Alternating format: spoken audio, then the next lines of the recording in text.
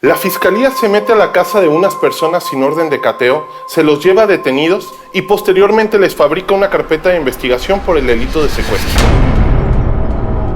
En el caso del día de hoy, en Historias de un penalista, te comparto lo difícil que es para un ciudadano defenderse contra todo el poder del Estado cuando te quiere fabricar conductas delictivas que no cometiste. Recuerdo que era el mes de enero de 2019, donde nos contactaron porque la fiscalía se había llevado a unas personas detenidas. Cuando van los papás a la fiscalía, primeramente les dicen que están detenidos por narcomenudeo. En ese momento permiten que sus padres se entrevisten con la persona detenida y él les dice que contacten a nuestra firma legal para que los representemos en ese asunto, porque después de sacarlos de su casa los estuvieron golpeando en las instalaciones de la fiscalía y que querían que nosotros lleváramos su representación legal. En cuanto nos contacta la familia, acuden unos compañeros del despacho. Sin embargo, la fiscal les dice que acaba de recepcionar a muchos detenidos, que está integrando varias carpetas y que si pueden volver un par de horas después. Posteriormente, al volver, a las 6 de la tarde, se daba una cuestión muy interesante, que por disposición del fiscal regional no se podía ingresar a la fiscalía y todos los operadores jurídicos litigantes tenían que esperar en el exterior a la hora en que fueras llamado. Dieron las 7, dieron las 8 de la noche, salió la fiscal y la abordamos, le dijimos que estábamos esperando para designarnos, nos dijo que en un momento más nos atendía. Sale a las 8:50 de la noche y nos dice que aunque pasara las 9 ya se iba a quedar a atendernos. Dieron las 10, las 11, las 12. Se empezó a quedar sola la fiscalía. Y a las 12:30 o 1 de la mañana nos enteramos que la fiscal ya se retiró. Y aquí entramos primeramente a un problema.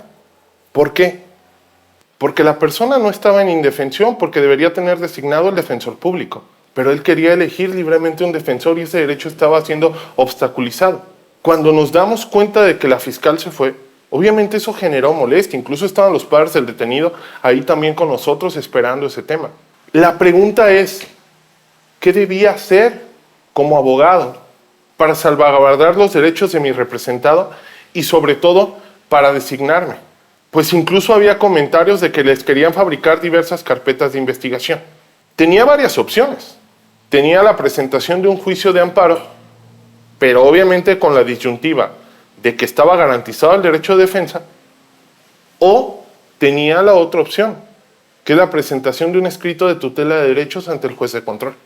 Opté por esta segunda opción, y ahí en la fiscalía, aproximadamente a la 1:30 de la mañana, comencé a redactar mi solicitud de tutela de derechos. Esta tutela de derechos te la voy a compartir en otro video, cómo la elaboro, cómo la presenté. Pero generó varios problemas, porque es evidente que para la persona que estaba encargada de las salas de oralidad en la región donde aconteció el tema, pues no era nada agradable recibir una llamada a las 2 de la mañana pidiéndole el correo electrónico para enviarle una solicitud urgente de tutela de derechos. De inmediato nos dijo que para ella no era una cuestión urgente. Sin embargo, yo decidí enviarla porque a mi consideración sí era un tema urgente que debía atenderse. ¿Cuál fue el resultado? Que para la juez de control que estaba de turno, sí fue un tema importante. Tan es así que a las 8 de la mañana me estaban llamando para decirme que mi audiencia era alrededor de las 9:30 o 10 de la mañana. Entonces sí fue una cuestión urgente. ¿Qué hicieron? Nos convocaron a audiencia. Llegó la fiscal que estaba encargada de la integración de la carpeta, llegamos nosotros y se plantea un tema que lo es. Incluso recuerdo las palabras de la juez. Son derechos, fiscalía, son derechos, garantízalos. Hay un derecho a elegir libremente un defensor. Te voy a compartir el video de esa audiencia para que tú lo analices y veas tú qué hubieras hecho diferente a lo que yo planteé en ese momento. ¿Qué generó esa audiencia de tutela de derechos? Que me permitieran de manera inmediata entrevista con el detenido, que se me permitiera designarme como su defensor y realizar una serie de actuaciones. Recuerdo perfectamente, y me llamó la atención porque es el único caso donde lo he visto, que a la entrevista que yo tuve con el detenido, bajó y estuvo presente a una distancia considerable el fiscal regional del Estado, estuvo el director de carpetas de investigación y el director de investigación y análisis, que sería como el encargado de la policía ministerial. Ellos tres estaban a una distancia considerable durante el momento que yo me entrevistaba con el detenido. Y obviamente tenía que tener mucho cuidado en la interacción que tenía con el detenido. Sin embargo, ¿qué pude advertir de manera directa? Que presentaba lesiones en su corporeidad.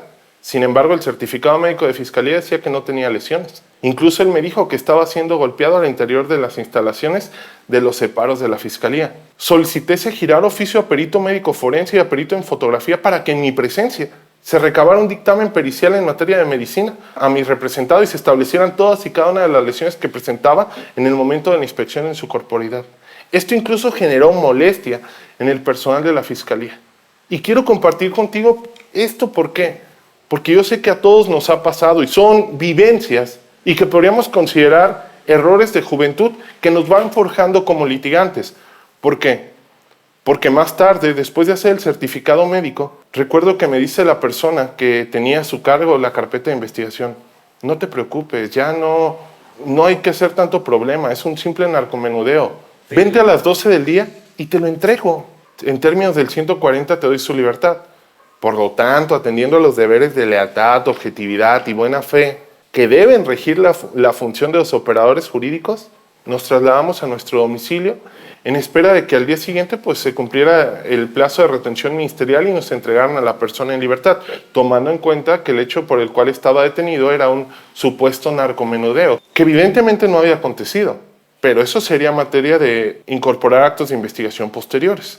Al día siguiente me levanto aproximadamente a las 7 de la mañana y como a las 8:30 de la mañana recibo una llamada telefónica de una conocida mía, quien me decía que un familiar de ella había estado detenido por narcomenudeo, que lo habían liberado en la madrugada y que estaba en el Cerezo, a punto de tener una audiencia inicial porque le habían cumplimentado una orden de aprehensión por el delito de secuestro. Cuando me traslado a ver esa situación, ¿cuál fue mi sorpresa? Que el otro representado que yo tenía por narcomenudeo también estaba ya puesto a disposición del juez de control para atender una audiencia inicial en cumplimiento de una orden de aprehensión por secuestro. Y esto es importante, ¿por qué? Porque hay gente que no privilegia la lealtad, la buena fe y sobre todo, de repente cumplen indicaciones de sus superiores jerárquicos. Evidentemente atendimos la audiencia inicial y te iré compartiendo los videos para que vayas viendo toda la serie de situaciones que fuimos sorteando. Porque en este asunto, los principales testigos estaban detenidos en las celdas, es decir, personas que estaban detenidos en las celdas con mis representados los utilizaron como supuestamente testigos de un secuestro. Una testigo mujer la tenían durmiendo en el baño por más de 8 días en las instalaciones de la fiscalía. Incluso cuando yo los cito para una entrevista, les compraron ropa y zapatos para que acudieran. Van a ver cómo yo solicité incluso recabarse entrevistas en un lugar muy específico, en condiciones muy específicas y todo lo que aconteció. Después de una larga historia y de un largo batallar, pudimos obtener la libertad de todos y cada una de las personas que fueron injustamente procesadas. Pero eso te lo iré contando en los siguientes videos.